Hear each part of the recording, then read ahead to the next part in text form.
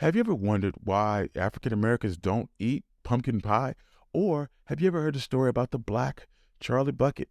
Well, today we're going to talk about those two stories, and if you'd like to submit your own questions, you can do so at onemikehistory.com in the contact page.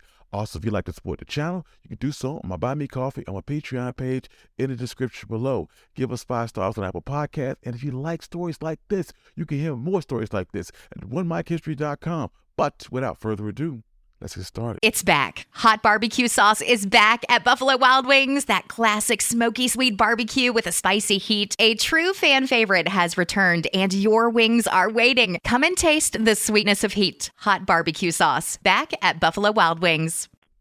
Every year, America enjoys the traditional feast known as Thanksgiving, and during this time, pumpkin and sweet potato pies sales spike. But did you know the history behind these beloved desserts and their connection to Northern abolitionists, Thanksgiving, and the holiday season as a whole?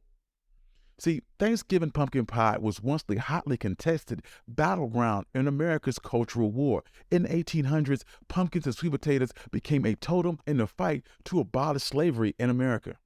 The introduction of sweet potatoes to Western Africa in the 16th century was a very slow process. Initially, root vegetables such as cassava and yams were preferred over sweet potatoes. However, after the transatlantic slave trade, which helped spread the popularity of sweet potatoes in Europe and the Americas, it was only then that the African American community started using sweet potatoes because of their convenience.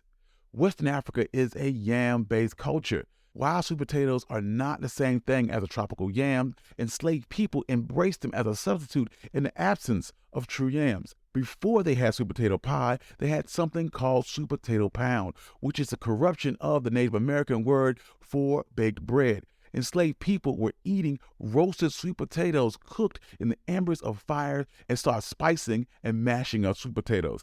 As they got access to cooking technology and equipment like ovens, they started adding pie fillings, and the sweet potato pie was born. After slavery was abolished, African Americans began to migrate away from the southern United States in what was referred to as the Great Migration. During this time period, many African Americans brought along one of their favorite dishes, sweet potato pie, and it was introduced to other regions of the country. During the same time period, during the early 19th century, eating pumpkins and celebrating Thanksgiving became synonymous with identity politics. Abolitionist and pumpkin enthusiast and home economics pioneer Sarah Joseph Hale was the driving force behind the pro-Thanksgiving campaign. Hale campaigned for state-level Thanksgiving celebrations and was largely successful in the early 1800s, helping spur declarations for Thanksgiving in 29 states by 1850. But as the fight over slavery intensified and the Civil War loomed, people in the southern states began to reject what they saw as Northern cultural aggressions. The state of Virginia in particular wanted no part of Thanksgiving. In a letter to Hale, Virginia Governor Henry Wise, who was strongly pro-slavery, expressed his disapproval of New England abolitionist goals by referring to the theatrical national claptrap of Thanksgiving, which he said was used to encourage ministers to preach Christianity politics. Still, in 1863, Abraham Lincoln would declare the last Thursday in November as the National Day of Thanksgiving. Lincoln hoped that this holiday would serve in some way to heal the wounds of the nation and restore it. And since then, every president has kept that tradition alive. Still, some members of the Confederacy were unhappy with the Thanksgiving celebration and perceived it as a political move. They were especially unhappy with what they saw as a New Englander attempting to dictate how they should live. So for many years after the Civil War, Southerners refused to celebrate Thanksgiving and refused to eat pumpkin pie. It was not until after Reconstruction that Southern states began to accept Thanksgiving, and it wasn't until 1941 that Thanksgiving holiday was officially recognized into federal law. So, in the absence of pumpkin pie, Southerners started cooking sweet potato pie made by formerly enslaved people. Pumpkin pie, despite its popularity, remained a Yankee food for many generations. It didn't gain widespread recognition across the South until the 20th century when television and supermarkets began to promote mass-market pumpkin pie fillings. Next up, we're going to talk about the story about how Charlie from Willy Wonka and the Chocolate Factory was originally a little black child. Did you know that the original Charlie Bucket from Charlie and the Chocolate Factory was a black child.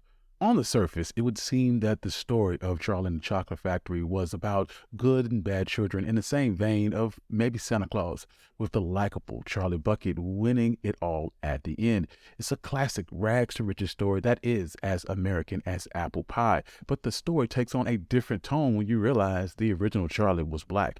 In an interview with BBC Radio in 2017, Lindsay Dahl said that the first Charlie that he wrote was a little black boy, and when asked why it was changed, she replied that I don't know, but it's a great pity. But Roald Dahl's biographer, Donald Sturlock, during another interview stated that the change to a white character was driven by Dahl's agent, who thought that a black Charlie would not appeal to readers. He would state that, I can't tell you that the agent thought it was a bad idea, but when the book was first published, with a black hero, she asked Roald Dahl why. Now, Roald Dahl was not a saint. He was a self-admitted bigot, especially against Jewish people. In his first publication of the book, the Oompa Loompas were described as pygmies from Africa. He would describe them himself as hardworking but mischievous African pygmies. When the film adaptation was announced, it drew the attention of the NAACP, who expressed concerns about the transportation of Oompa Loompas from Africa to Wonka's factory would look a lot like slavery. Roald Dahl seemed to sympathize with the NAACP's concerns and published a revised version. In this edition, as well as all subsequent sequels, the Oompa Loompas were drawn as orange-tinted with green hair, and all references to Africa was deleted. Thank you. I'm your host, Country Boy, and this has been One Mic History. I'm going to continue with this mini-series, and if you have questions or you just want to leave your comments, like I said, you can do so at onemichistory.com in the contact page. Thank you for listening, and peace.